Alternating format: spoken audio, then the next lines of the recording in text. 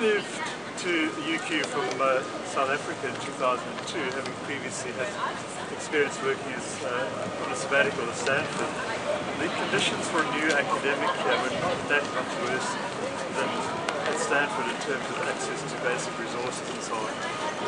But now it's a whole lot worse. If you haven't got into the research grant stage of funding, you really get very little support from things like conference travel, PhD students and so on.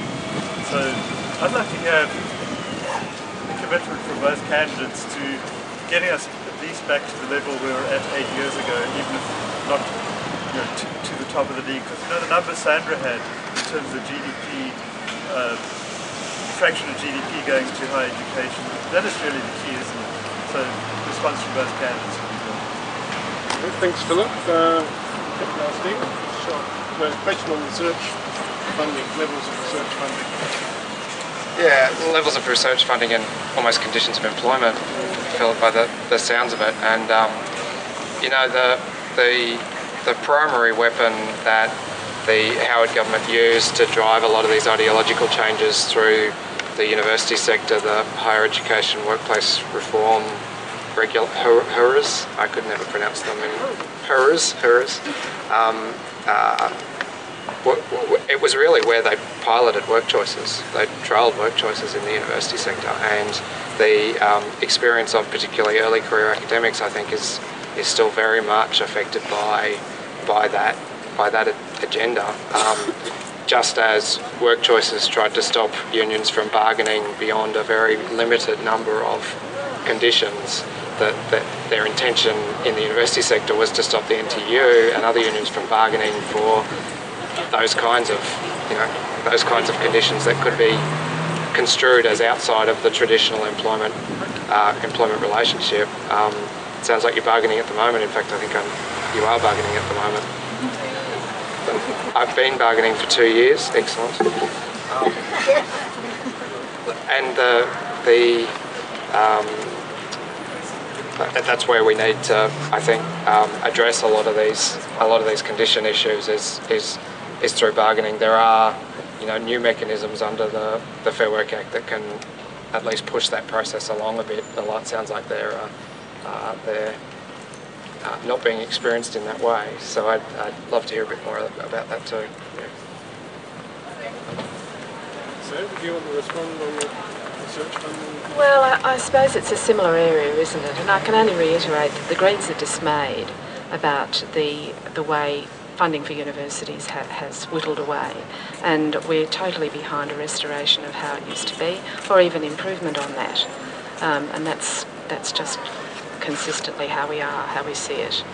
And as we're here, I'm very happy to hear from others of you here about your individual concerns and struggles with these issues, because the more well informed we are about these, the more action we can take.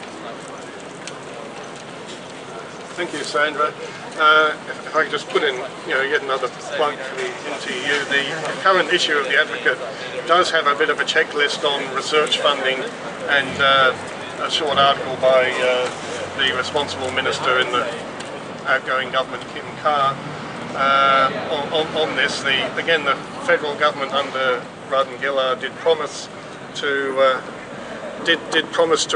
increase research funding so that it covers more of the full cost of research. What we've had in the past have been research grants that never paid for overheads, and so the universities are cross-subsidising a lot of basic research out of its own money, which was declining because of the decline in grants per student. So we've had good promises from the Rudd-Gillard government about covering the full cost of research, but again, it's something which is ongoing. Have to wait for the results of that. Philip? Let me just add to that. In the US system, when you apply for a research grant, whether it's from private funding or government, you add on an extra amount over your basic costs or overheads that goes straight to the university. The amount is typically between 70 and 100%. In other words, your research budget is that big, you can add that much on top, which goes into things like libraries, internet, roads, and all the other basic infrastructure. And without that, obviously, what happens is if the university is very successful in attracting research grants, in the long term, there is extra funding that comes through based on research output, but in the short term, something else has to pay for all that extra infrastructure. infrastructure. It's a real problem that I've seen since I've been here. Yeah, that's true. Thanks, Philip. Any other question here? I sit here completely appalled because this is the university that purports to be the leading university in Queensland, and we have such a skeletal group of people who are interested in what is potentially a really vital debate because we have the privilege of our candidates here. For me, it's the tragic aftermath of 12 years of the Howard government killing the intellectual and collective spirit of universities. I wonder if our candidates can tell us what they may be able to do to cultivate that spirit again, because I'm sure it's a concern to both of them. Thank you. Thank you. I couldn't agree more. I mean, we should have a much bigger crowd, but what can we do to restore a sense of community and collegiality in universities, I guess, is the question, and engagement with the society, wider society? It's a tough one, Steve, but we need to think about it. Look, it's a fantastic question and a sentiment that I share. I think reinstating funding for student organisations will be an important step, but we shouldn't expect that will automatically or quickly deliver. You know, it did take a long time for them to break the back of that university culture, and it'll take a long time to build it up again. I think better student support so that students can actually afford the time to take an interest in their campus and in politics. I think that'll make a difference. It'll make a difference for candidates trying to run election campaigns in seats with universities in them too. I can tell you. So, you know, I think all of those things we're doing will start rebuilding that culture, but it'll take time, and it's certainly not going to happen if Tony Abbott gets elected in 13 days.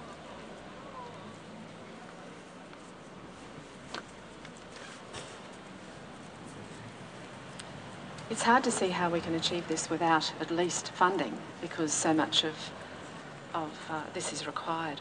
I'm just thinking back to, I did my medical degree at Newcastle University, and it was quite closely connected in with the community. It was a new university, and certainly when I was interviewed for a place in that course, there were members from the community on the selection panel, and I think that cultural interaction is to be treasured and to be nourished in any university. But it's hard to back up something that's failing because of financial reasons, and I think really that is the core of a restoration. I think if the funding improved, the spirit within the university would lift, and then that would radiate out, and it'd go from there. And it's very hard to lift that spirit while that funding's not there. Thanks for that question. Bill? Yes, mainly a comment. I joined the university some time ago in the 60s as a tutor. I had a salary similar to a backbencher. I've just left the university as a professor.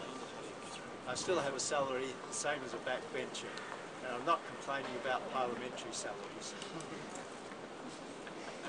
Okay, is that just a comment? Philip? People don't feel I've talked.